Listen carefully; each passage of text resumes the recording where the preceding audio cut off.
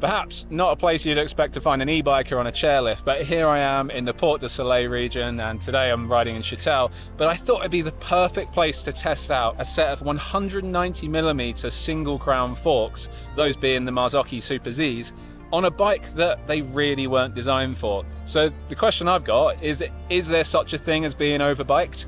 Yeah, we're about to find out.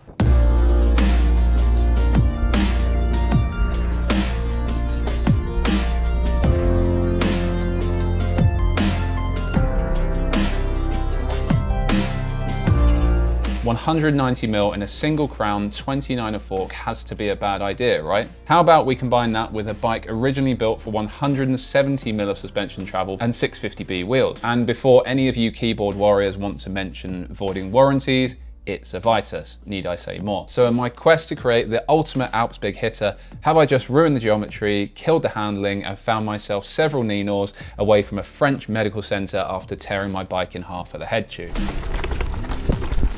Well, let's take a look at what effect it's had on the bike itself. With an extra 2 centimeters of fork travel, plus the 29-inch front wheel, head angle has gone from 64 degrees to an extremely slack 62 degrees. The wheelbase has increased by over 40mm, and by dropping a spacer on the stack, I've managed to negate the increase in bar height, but it's still an additional 35mm of height at the bars. Yep, I've created a barge of a bicycle. Or is it now the ultimate Alps big hitter?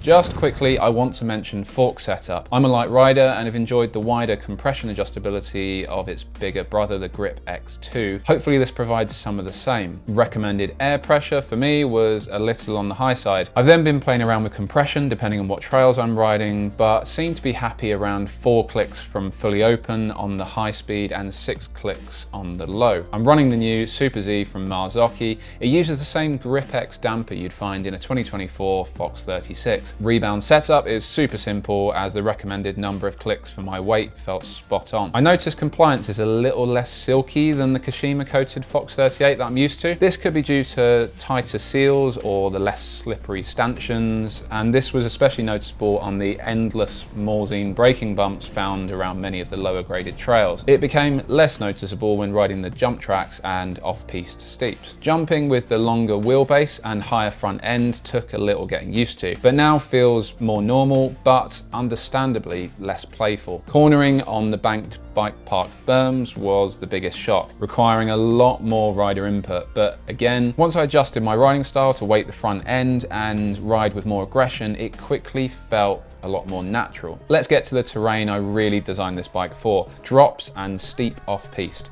because that's where the fun is, right?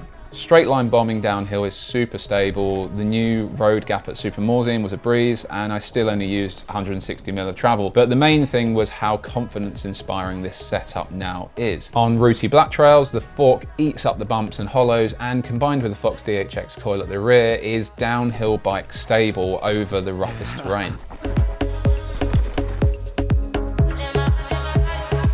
Okay then, time to answer the big question. Should you add a 190mm travel single crown fork to your enduro bike? Unsurprisingly, it depends on your riding style, the terrain that you most like to ride, and the bike that you are fitting them to. In this instance, I can only really make the bike sing when I get on really steep gradient. On flatter, more flowy trails, the bike actually feels a bit of a handful and becomes more fatiguing because I have to put so much effort into loading the front end. Maybe some flatter bars would have helped in that instance. But let's not forget, this is an extreme example. Put these forks on the right bike and throw it down the steepest Loma, and you will think that you're on a downhill bike. My plan is to put a shorter air shaft in this fork, which is a cheap and easy upgrade, and reduce the travel to around about 170mm, which I think will be the sweet spot with a 29-inch front wheel. One final thing to add regarding the mudguard: if you're planning on using the lifts this summer, get one of these Fox guards, but don't get the XL. It snags on most chairlifts and eventually snaps the fitting around the bleed port. The standard size guard is fine though.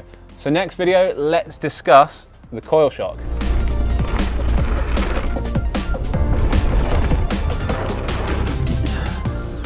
If you enjoyed this video, please like and subscribe on the way out, and look out for more episodes of the EMTB podcast coming very soon.